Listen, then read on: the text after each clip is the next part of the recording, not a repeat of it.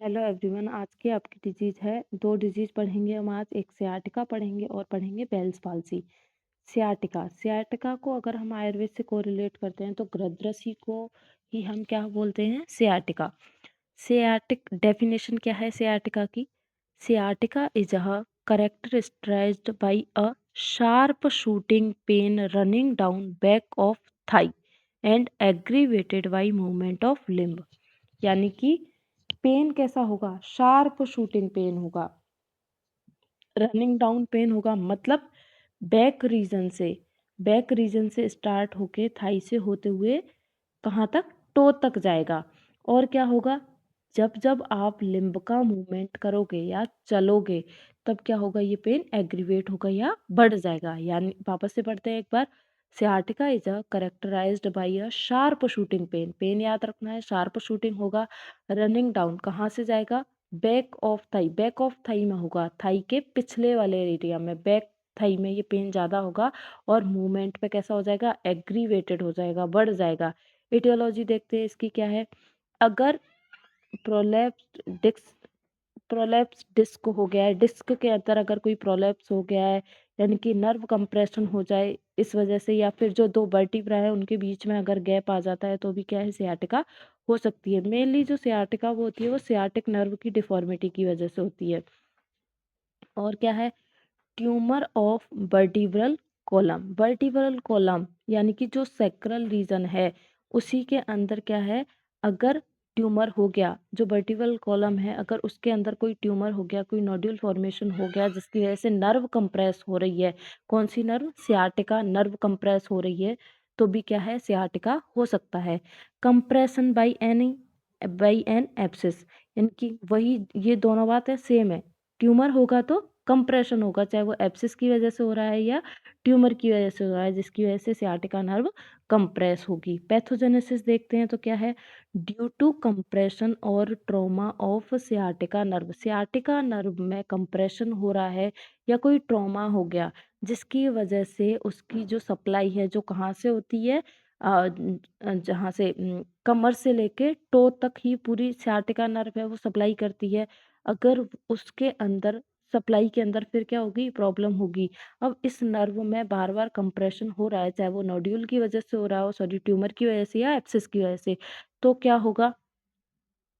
Due to compression और trauma of sciatica nerve और its root cause which leads to sharp shooting pain. अब इसमें compression हो रहा है सियाटिका में जिसकी वजह से क्या होगा? शार्प शूटिंग पेन होगा running down back of Thai, यानी कि जो थाई है उसके बैक रीजन में शार्प शूटिंग पेन होगा, रेडिएटिंग पेन होगा, जो कमर से लेकर के टो तक जाएगा। साइन और सिम्टम क्या है इसके?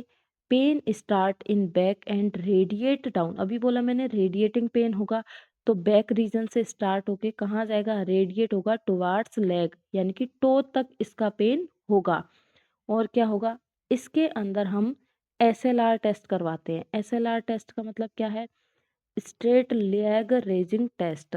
इस जब अगर व्यक्ति लेटा हुआ है, सीधा इस पोजीशन में लेटा हुआ है, हॉरिजॉन्टल व्यक्ति लेटा हुआ है, मान लो ये उस पर्सन की लेग है, तो हम इस लेग को एंगल वाइज उठा के देखते हैं। इस लेग को ऊपर करेंगे धीरे धीरे और ऊपर करके, अगर मान लो इस पेशेंट को, ये लेग को जैसे ही हम इसको टो से ऊपर उठा के लेग को इसकी को ऊपर करने की कोशिश करते हैं, अगर इसको 45 डिग्री एंगल तक लाने में ही अगर इस व्यक्ति को पेन हो रहा है, इस पर्सन को पेन हो रहा है, यानी कि उसका एसएलआर पॉजिटिव है, स्ट्रेट लेग रेजिंग टेस्ट उसका पॉजिटिव है। और अगर ये टेस्ट पॉजिटिव है तो हम समझ सकते हैं कि उस पेशेंट को सियाटिका है। लोअर लिम्ब में शो डिमिनिश्ड सेंसेशन। अब सियाटिका नर्व की सप्लाई नहीं हो रही है तो क्या है? सेंसेशन भी कैसे होंगे? एबनॉर्मल होंगे, उसको फील नहीं होंगे। इन्वेस्टिगेशन क्या करवाएंगे उसमें? एक्सरे करवा के देखेंगे और एमआरआई और सीटी स्कैन। मेनली एमआरआई और सीटी स्कैन से ही सियाटिका की कंप्रेशन और इन सब चीज़ों का पता चलेगा। और सीएसएफ एग्जामिनेशन, क्योंकि जो स्पाइनल कॉर्ड है उसके अंदर से क्या है? सीएसएफ का एग्जामिनेशन करवा के देखेंगे, अगर उसके अंदर कोई डिफॉर्मिटी है तो भी क्या है? सियाटिका हो सकता है। फिर है उसके बाद सेकंड टॉपिक बेल्स पाल्सी। बहुत छोटा टॉपिक है बेल्स पाल्सी। को कोरिलेट करेंगे हम आयुर्वेद के अर्दित से, जिसको हम फेशियल पैरालिसिस भी बोलते हैं। तो फेशियल पैरालिसिस का दूसरा नाम बेल्स पाल्सी है, याद रखिएगा। इसकी डेफिनेशन क्या है? The palsy which is caused due to paralysis of facial nerve. अगर फेशियल नर्व का पैरालिसिस हो गया, जिसकी वजह से क्या होगा? फेशियल पैरालिसिस, उसी को क्या बोलेंगे? Bell's palsy. The palsy in which caused due to paralysis of facial nerve. तो इसका रूट कॉज आपको याद रखना है कि फेशियल नर्व का अगर पैरालिसिस होता है, जिसकी वजह से क्या होगा? Facial paralysis. एटियोलॉजी क्या हो सकती है इसकी? अगर फेशियल कैनाल या फेशियल नर्व के आसपास कोई लीजन डेवलप हो गया, जिसकी वजह से अगर फेशियल नर्व क्या हो रही है? कंप्रेस हो रही है, तो क्या हो सकता है? उसको बेल्स पाल्सी हो सकती है। Latent herpes simplex virus 1 infection की वजह से ये वायरस क्या करेगा? उसकी नर्व को क्या करेगा? कंप्रेस करेगा, नर्व के अंदर क्या करेगा? इन्फेक्शन, जो उसके फेस पर क्या है? इन्फेक्शन करेगा, जिसकी वजह से नर्व सप्लाई विकृत हो सकती है। फिर है इसकी pathogenesis due to trauma of facial nerve occur. ये मेनली बेल्स पाल्सी किस वजह से होती है? अगर फेशियल नर्व में ट्रॉमा हो जाए, मान लो रोड एक्सीडेंट के केसेस के अंदर ये ज़्यादातर देखने को मिलता है कि फेशियल, या फिर सर सर के ऊपर या मुख के ऊपर, चेहरे के ऊपर, फेस के ऊपर अगर कोई हैवी वेट गिरता है, जिसकी वजह से भी क्या है? फेशियल नर्व ट्रॉमा हो सकता है। Which leads to facial paralysis और बेल्स पाल्सी, जिसकी वजह से फेशियल पैरालिसिस और बेल्स पाल्सी हो सकती है। अब साइन सिम्टम इसके इम्पोर्टेंट हैं, 2 नंबर के अंदर बहुत बार पूछे गए हैं बेल्स पाल्सी के साइन सिम्टम। क्या है?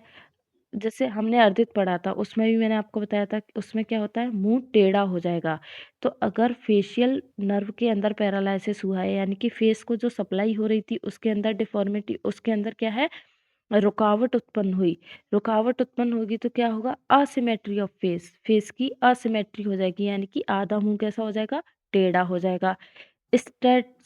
Stasis of food in mouth, वो जो है फूड को प्रॉपर चबा नहीं सकता, चबा नहीं सकेगा तो फूड मुंह के अंदर ही रह जाएगा या फिर वहां से गिरेगा। Dribbling of saliva throat through angle of mouth, एक साइड से क्या है? सलाइवा, जैसे मैंने अर्जित के अंदर भी आपको बताया था कि एक तरफ से हमेशा इसका जो मुंह है वो खुला रहेगा। खुला रहेगा तो जो भी खाने के टाइम पर जो सलाइवेशन होगा, तो एक साइड से हमेशा इसको सलाइवेशन होता रहेगा। ये इसका मेन फीचर है, 3rd नंबर वाला, इसको अच्छे से देखिएगा। ड्रिवलिंग ऑफ सलाइवा, हमेशा एक तरफ, जिस तरफ का भी मुंह इसका टेढ़ा रहेगा या खुला रहेगा, उस तरफ से क्या है? सलाइवा कंटिन्यू गिरती रहेगी, ड्रिबलिंग होती रहेगी। Inability to close the mouth, क्योंकि मुख टेढ़ा है, असिमेट्री है, असिमेट्री है तो हमेशा क्या है? मुंह को जो है बंद करने में वो कैपेबल नहीं होगा।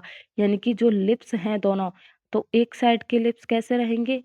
खुले रहेंगे और एक साइड से बंद रहेंगे, तो पूरा मुंह इसका बंद नहीं हो सकता।